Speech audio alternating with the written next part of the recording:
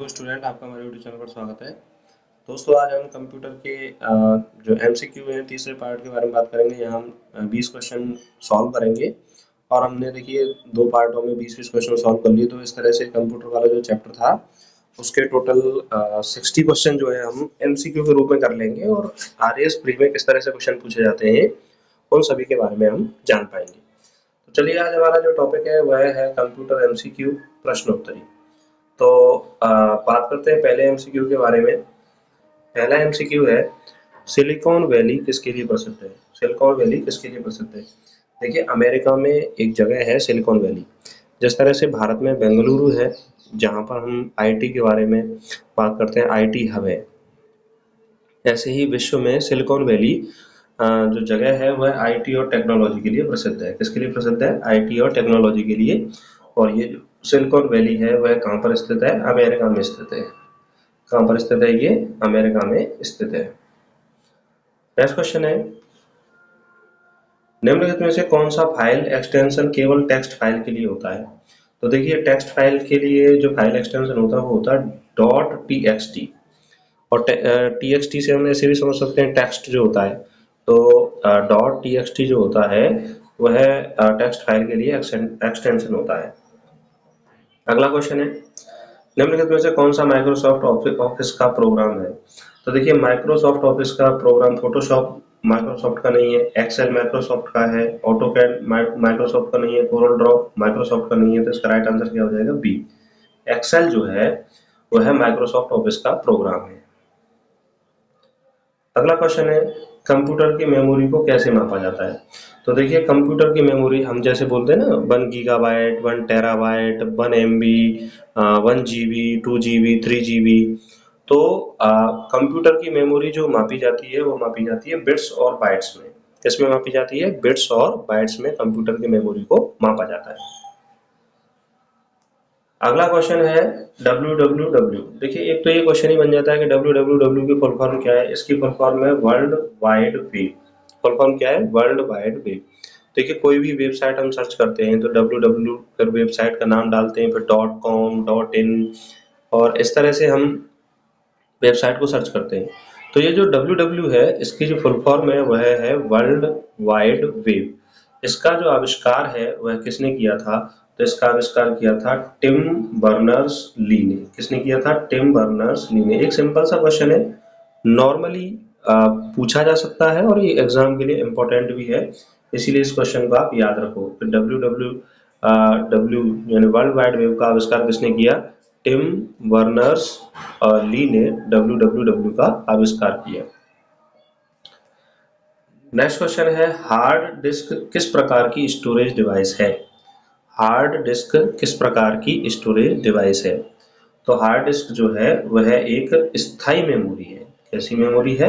स्थायी मेमोरी है। तो इसका राइट आंसर क्या हो जाएगा? बी।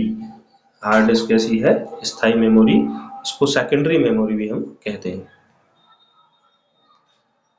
नेक्स्ट है कंट्रोल प्लस एक्स किसके लिए उपयोग किया जाता है? देखिए एक शॉर्टकट है जो कंप्यूटर का हम उपयोग करते हैं, कंट्रोल प्लस एक्स। तो हम इसको कट के लिए उपयोग करते हैं। किसके लिए? कट के लिए हम इसको उपयोग करते हैं। तो इसका राइट आंसर क्या हो जाएगा? बी। यानी यदि हमें किसी चीज को कट करना हो तो उस कट के लिए उपयोग किया जाता है कंट्रोल प्लस एक्स। तो इसका राइट आंसर क्या है? बी। अगला है स्प्रेडशीट में सेल क्या है? स्प्रेडशीट में सेल क्या है? देखिए स्प्रेडशीट में सेल जो है वह डाटा को स्टोर करने वाली यूनिट है। डाटा को स्टोर करने वाली यूनिट है। स्प्रेडशीट में सेल क्या है? डाटा को स्टोर करने वाली यूनिट। तो इसका राइट आंसर क्या हो जाएगा? ए। अगला क्वेश्चन है, कंप्यूटर बूटिंग के दौरान कौन सा सॉफ्टवेयर लोड होता है? कंप्यूटर बूटिंग के दौरान कौन सा सॉफ्टवेयर लोड होता है? तो operating system. Operating system. Operating system. Operating system जो है वह कंप्यूटर बूटिंग के दौरान सॉफ्टवेयर लोड होता है, तो वो होता है ऑपरेटिंग सिस्टम। इसका राइट आंसर हो जाएगा बी। अगला क्वेश्चन है, इंटरनेट और इंट्रानेट में क्या अंतर है? देखिए इंटरनेट क्या होता है? इंटरनेट एक पब्लिक नेटवर्क है और इंट्रानेट एक प्राइवेट नेटवर्क है। तो इसका राइट आंसर ए ही है। इंटरनेट तेज है, ये सही नहीं है। इंटरनेट केवल कंपनियों के लिए है, ये भी सही नहीं है। इंटरनेट सुरक्षित है, ये भी सही नहीं है। तो इनमें जो अंतर है वह है इंटरनेट पब्लिक नेटवर्क है और इंटरनेट प्राइवेट नेटवर्क है। तो इसका राइट आंसर क्या हो जाएगा? ए। अगला क्वेश्चन है कंप्यूटर का मदरबोर्ड क्या है? कंप्यूटर का मदरबोर्ड क्या है? देखिए, कंप्यूटर का मदरबोर्ड आप देखते होंगे मोबाइल में भी एक मदरबोर्ड होता है, कंप्यूटर में भी होता है, टीवी में भी होता है। तो वो सभी कंपोनेंट को आपस में जोड़ता है, इसीलिए उसका नाम है मदरबोर्ड। तो ऐसा सर्किट बोर्ड जो सभी कंपोनेंट्स को जोड़ता है उसे हम क्या बोलते हैं? मदरबोर्ड। तो इसका राइट आंसर हो जाएगा बी। इसका राइट आंसर क्या रहेगा? बी। तो कंप्यूटर का मदरबोर्ड है वो ऐसा सर्किट बोर्ड जो सभी कंपोनेंट को जोड़ता है, उसे हम मदरबोर्ड कहते हैं। अगला है इंटरनेट पर उपयोग होने वाले प्रोटोकॉल का मानक मॉडल क्या है? तो इंटरनेट पर उपयोग होने वाले प्रोटोकॉल का मानक मॉडल है टीसीपी या आईपी। यानी किसी भी, देखिए, इंटरनेट पर हम जो किसी भी इलेक्ट्रॉनिक डिवाइस का यूज कर रहे हैं तो उसका आईपी एड्रेस होता है। मोबाइल का भी आईपी एड्रेस होता है, कंप्यूटर का भी होता है। तो टीसीपी या आईपी जो होता है वो इंटरनेट पर उपयोग होने वाले प्रोटोकॉल का मानक मॉडल होता है। अगला क्वेश्चन है आईपी एड्रेस क्या है? आईपी एड्रेस क्या है?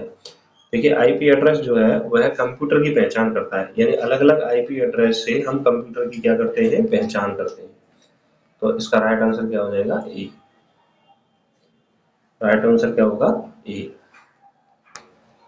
नेक्स्ट है निम्नलिखित में से कौन सा इनपुट डिवाइस है? देखिए, प्रिंटर आउटपुट डिवाइस है, माउस इनपुट डिवाइस है, मॉनिटर आउटपुट डिवाइस है और स्पीकर भी आउटपुट डिवाइस है। तो इसका राइट आंसर क्या हो जाएगा? बी। देखिए, इनपुट और आउटपुट डिवाइस से संबंधित क्वेश्चन परीक्षा में पूछा जाता है, इसलिए आप इसको याद रखें कि कौन सी इनपुट डिवाइस है और कौन सी आउटपुट डिवाइस है। तो माउस जो है वह इनपुट डिवाइस है। अगला क्वेश्चन है एल्गोरिदम क्या है? देखिए, एल्गोरिदम जो कंप्यूटर एल्गोरिदम का यूज करता है तो किसी भी समस्या का हल करने के लिए उसको एल्गोरिदम का उपयोग किया जाता है। तो एल्गोरिदम क्या होगी? सॉफ्टवेयर नहीं होगा, समस्या को हल करने का तरीका। हार्डवेयर डिवाइस भी नहीं है, नेटवर्क टूल भी नहीं है। तो इसका राइट आंसर क्या हो जाएगा? बी, समस्या हल करने का तरीका। अगला है कौन सा मेमोरी डिवाइस तेजी से डाटा एक्सेस करता है?